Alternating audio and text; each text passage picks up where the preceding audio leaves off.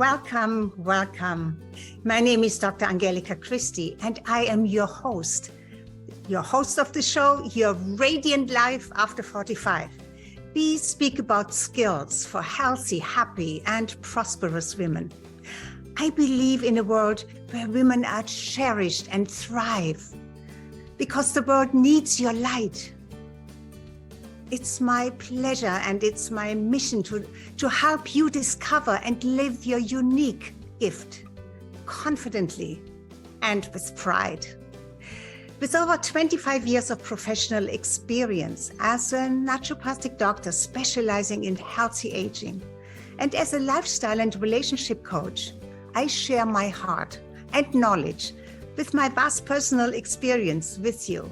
If this is good enough for you, be here with me every week on this day, Saturdays at 3 o'clock Eastern Time. So let's begin. Today, I wanted to speak about your advantage points. What are you really good at? You have to find out what you're really good at and then do more of that. I know usually we just can kind of tell you all kinds of things that we are not good at. Is that so with you too? Is it easier for you to find things that you're not good at rather than what you're really good at? Well, we're going to change that today, okay? Because I believe that it's a waste of time to force yourself to do things you suck at. Sorry, my expression, you are not good at. And when you do this over and over with the hope that you may get better at it, my German sometimes has a little bit of a tongue breaker. Yes, I mean, if you try to get better at something that you're not good at, you probably will get better.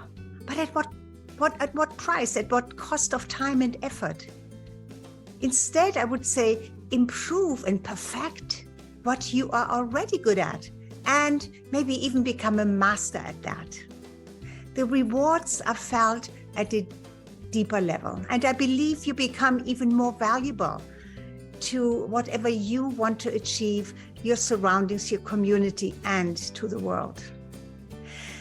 Having said that, I want you to write down right now 20 things that you're fantastic at or good at. Now, usually we find a piece of paper and can just jot that down, and I really would like for you to do that. And if you don't have a piece of paper, I'm sure you have your cell phone or tablet or something where you can start that process, because I want you to start that process. And while you do that, I give you 1 minute. I'm going to play some nice music. I hope you hear it. Let's see. 1 minute. Write down, I am good at. It's usually what you also love to do. And what comes easily to you, yes? So start writing at least 10 things. That should be easy. And then leave enough space on your tablet or at the sheet of paper. On your tablets, you have endless space, but a sheet of paper may have, a limited amount of space, but leave room for new things that may come later, that you can add. Add things that you're good at. And while you do that, don't you feel that positive vibes come up? Doesn't it make you maybe smile or give you a happy feeling? Those things that you're good at may be attached to memories that you have. But if memories don't come easily, you may have heard others tell you that you are amazing or fantastic or really good at this or the other thing. But do you know it? And do you believe it? That's why I want you to write down those things that come to mind. Okay, I think time is up. But leave that space, okay? Leave that space so that you can add to it. And do you know, or did others tell you things that maybe are not coming into your mind now? So what then happens is that you may want to remember what you heard. Why? Because if you don't start the process right now, whether you remember things because memories come up what you're really good at, or you just know them like this because you may say that all the time, oh my, I'm really good at this, and somebody tells you so. So it's kind of very easy for you to remember. But if not, it's so important that you start the process, and I want you to start it right here, right now. Why? Because your memory will come up with additional items as soon as you give it that job to do. That's just how your memory works. Mine too, everybody's. Sometimes your memory can be a bit rusty, but when you stimulate it with a task or challenge, it will continue to bring up things from your subconscious mind. That then comes up into your present mind, into your awareness, and then all of a sudden it's there. So let me demonstrate how your mind goes to work once you give it a task to do. Okay, take a moment now to look around in your surroundings, wherever you are. If you are in a room, just scan everything, look around just for a moment. Don't do it while you're driving, okay? Because then I want you to close your eyes for a moment and see if you see anything with the color red in your surroundings. Yes, the color red. So with your eyes closed, mentally go through the space that you're in right now, that you just looked at a moment ago, and see if you can remember that there was something with the color red.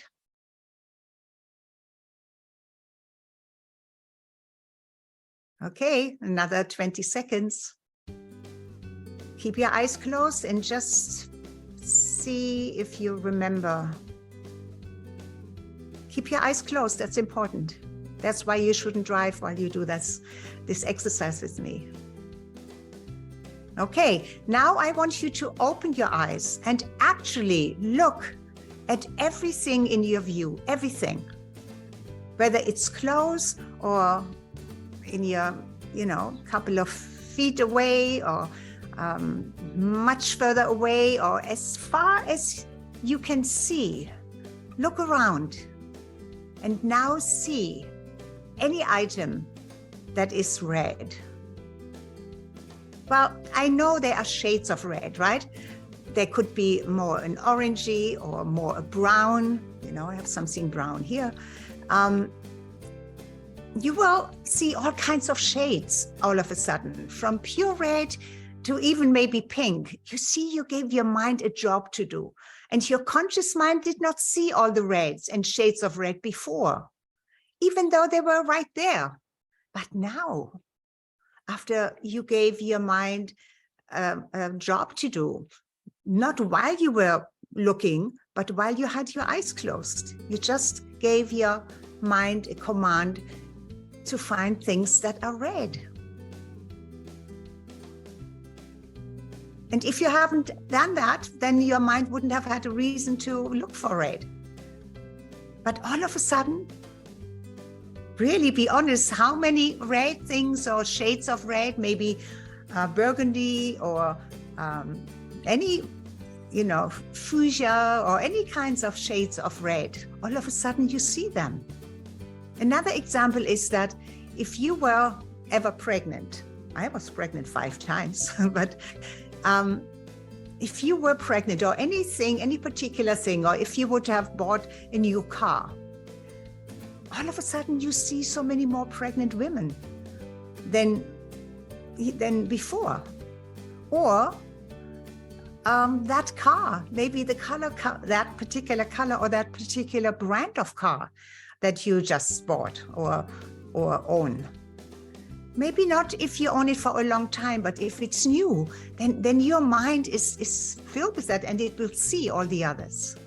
Because your mind associates, when it comes to the pregnancy, with other women's pregnancies. And also the car you may have just bought. So I hope I have convinced you that starting something specific alerts your mind to find what you are looking for, or makes you aware because of an association with it. Does it make sense? I hope so. Coming back to your advantage points, because that's what this is all about, at least the first part of it.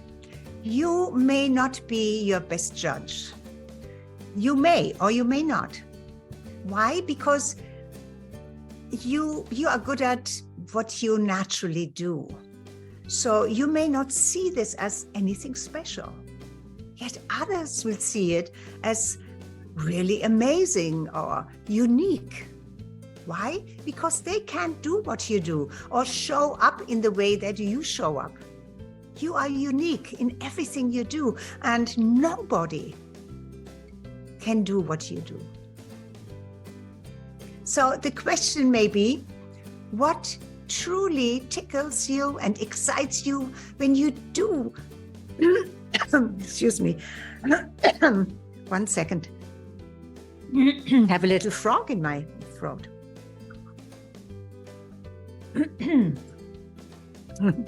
My apologies. Where was I? Oh, the concept of that what you are really good at is kind of natural to you, right? And when you do something that you're really good at, you even lose the feeling of time, and you don't tire, right? Your body, mind, and spirit, they all work together, and it feels really, really good. So you have a significant advantage when you know what you are really good at. I also call it your advantage points. There are many other ways of finding advantage points. But as important as this is, it cannot be discussed really in this session here, because it's kind of a very personal assessment that I usually do with my clients. But I can give you a couple of things that will tell you a lot. Here are a few pointers that I want to give you, and it gives you a clue about your personality and your type. You may have heard about your archetype.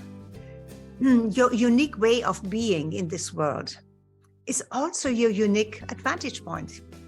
If you know how to profit from that, you are so far ahead of anybody else. It is good to see what type of person somebody else is as well, not just yourself, because then your communication will be better, especially when other persons, are part of your business world, or even within your family. You know how to communicate with them better. So today I want to start with something that I want to share with you, which I learned a couple of years ago from a coach and a mentor who is actually known for having developed this system. I find it so valuable that I'm sharing it with you here. And his name is Wrigley Goldborough. Wrigley Goldborough. And since I don't want to paraphrase him or misinterpret his system, even though I learned it, but it's better to stay true to the true meaning, and that means I better tell it to you the way he teaches it. And so I'm going to I would like to read from his original text. So that means I have to bring up this text. Okay. And it is called the Mind Types Discovery. Okay, so there are actually 1, 2, 3, 4, 5, 6, 7, 1, 2, 3, 4, 5, 6, 7 mind types. And when I went through that, I found it so interesting. And you have a domineering or a dominant type. And then you have another, maybe 2 others that are not domineering, but they also play a role in your life. But there is one that is your main mind type, as he calls it. And those are the giver, the connector, that's how he calls them, the problem solver, the innovator, the perfectionist, the rebel, and the master. Okay, so with the time that we have here today, I want to just get in some of these types, these mind types. But first of all, I want to tell you what a mind type is. What is your mind type? So he says that from the moment you learn to talk, the most recited word in your vocabulary is why. If you're a mother or a parent, if you're a mother, this is all for females, you know when you have little kids, they constantly ask you, but why? But why? Why? These burning questions plagues your parents as you pester them, right? You did it when you were little. Why? Why? You want to understand. And also for things to make sense. Sense to that little mind that is still like a sponge wanting to learn and to learn and to learn. And then when you're grown up, as adults, curiosity gives way to a deeper yearning to understand things on a deeper level. You move from questioning why, like why the sun comes up, to an absolute need to know the purpose of existing. Why are you here? What is that point? Why is it important? Sadly, most people die with that question still within them. At the root, we crave a feeling that equates to successful living, that somehow we matter. Our lives matter, our work matters, our existence is important. And in this feeling lies the hard wiring, or also called the coding that guides our decisions. And when we find the behavior that gives us that success feeling, and that's not in business, success feeling is in everything, in your relationship, in your health, in everything in your life. That success feeling feels so good that we want to repeat it over and over. So we run every decision through that same lens. That lens, that mind type, that lens becomes our why we do all that we do. And it creates a physical manifestation of our belief system. It forms your mind type. You see, mind type, it's really something that Ridley came up with, and he developed it. Okay, so that's not my interpretation, but it makes so much sense, doesn't it? If you could watch your own reactions, you would see a pattern that repeats itself. You behave in the same fashion at work, outside of work, with friends, colleagues, and even foes. Always in pursuit of a feeling that gives you comfort and safety. Okay? So there is actually that inner programming that is yours and colors all decisions, everything you think, everything you say, everything you do. We call it your why. And when you figure that out, it's like being reintroduced to yourself. Every individual and organization needs to know the mind type that is created by your why. Inspired organizations live it on a daily basis, but it's your gift that makes you unique and special. It's what makes others connect with you on a profound level. And personally or in your business, it doesn't matter. It's worth taking the time to step back and figure this out. So wouldn't you want to know what your gift is, what your mind type is? And as I said earlier, there are, I think we said 7 of them, right? It's the giver, the connector, the problem solver, the innovator, the perfectionist, the rebel. I'm part of that. And the master. Okay, so let's start with the first one. Maybe we have time for 2. Are you the giver mind type? So what makes, and then I will tell you, according to Ridley, what your advantage points are, what your strengths are, but also what your kryptonite is. What if you have a particular power and ability in something, that can also be your kryptonite. You know this from Superman, right? That you have to be aware of, that can actually wear you out or has a negative effect on you. Okay, so if you are the giver, you live to give to others, to contribute however you can to the greater good. You love to support. You delight in the success of the overall plan, the company, the team, your family, or whatever the cause may be. You are inspired by that cause. Often you help behind the scenes because it's so important for you. Other times you may give. You may give in material ways or whatever, your time, whatever it is. Maybe it's a public forum. Maybe you're part of a big movement or a message. You are the go-to person, the one that people look for when they need help. Help with just about everything, because you are the giver. Does it make sense?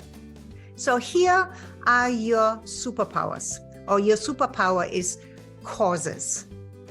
You become energized when you contribute and make a difference for others and participate in a cause, in a real cause that gets you inspired of any kind. And when you add value or you have an impact, your personal power increases. When you give to a cause, you become empowered. So isn't that wonderful? If you are the giver.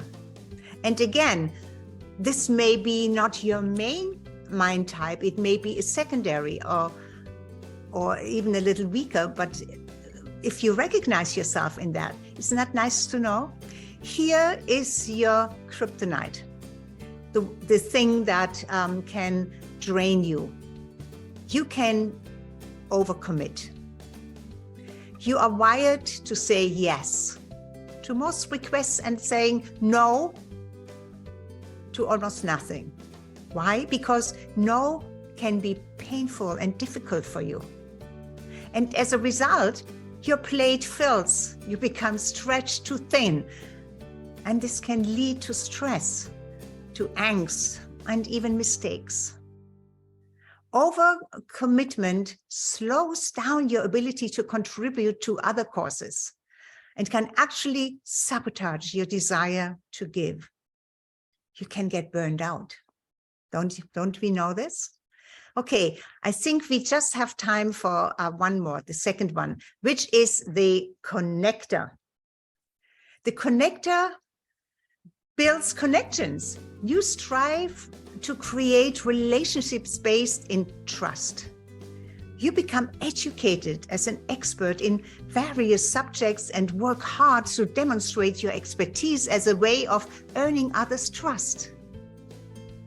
You do things right to show that you are trustworthy, and you go the extra mile to prove it with your actions. Recognition matters to you, and you are reliable, which means you can be counted on. If you say you're going to do something, you do it. So, are you the connector? So here's your superpower, trust. When you establish trust, everything is possible. Connections with others come before anything and build the necessary bridge for progress, right? In safety, your talent shines forth. Respect gives you strength, and when you connect and build trust, you become empowered. Okay, so what is your kryptonite? Your kryptonite is waste. Because of your drive to connect, you do far more than the norm of that is necessary to build trust. You go the extra mile to show others you are trustworthy. And you go through anything beyond the first extra. And for you, it seems that this is what you have to do.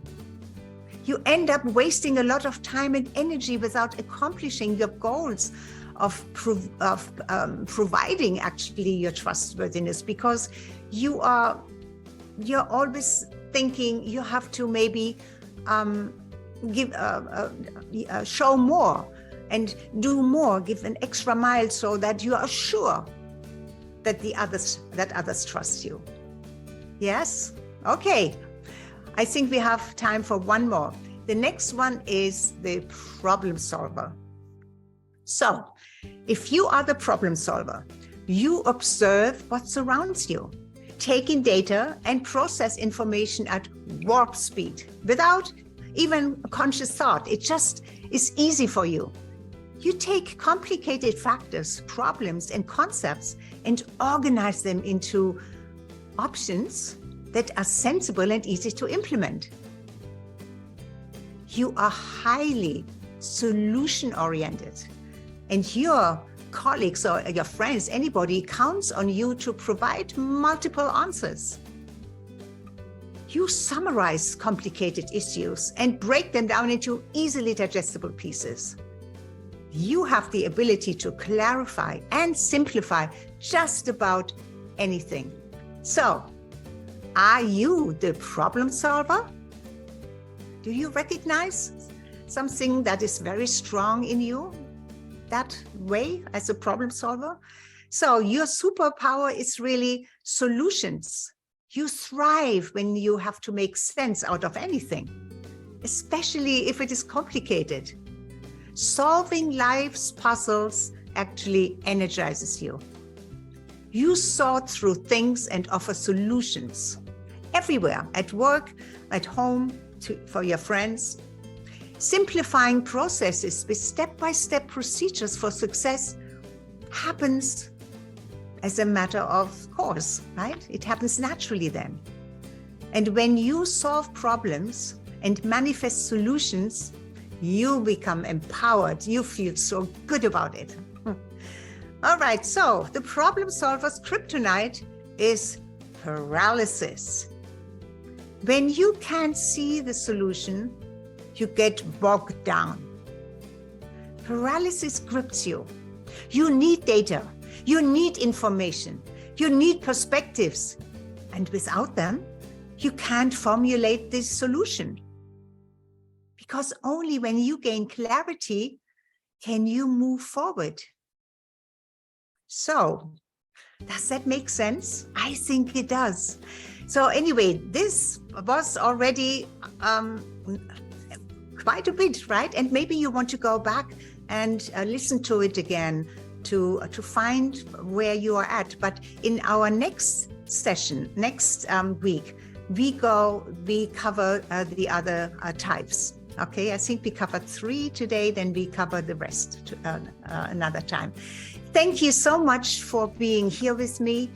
And again, as I want to make sure that this is not my own, didn't come from me. The mind types comes from Ridley Goldborough.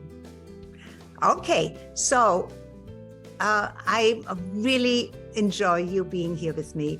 And I know your time is precious. Our time is precious. All of our time is precious. But if you like what you heard, please message me or ask a question or share it with your friends, with your co-workers, with your family.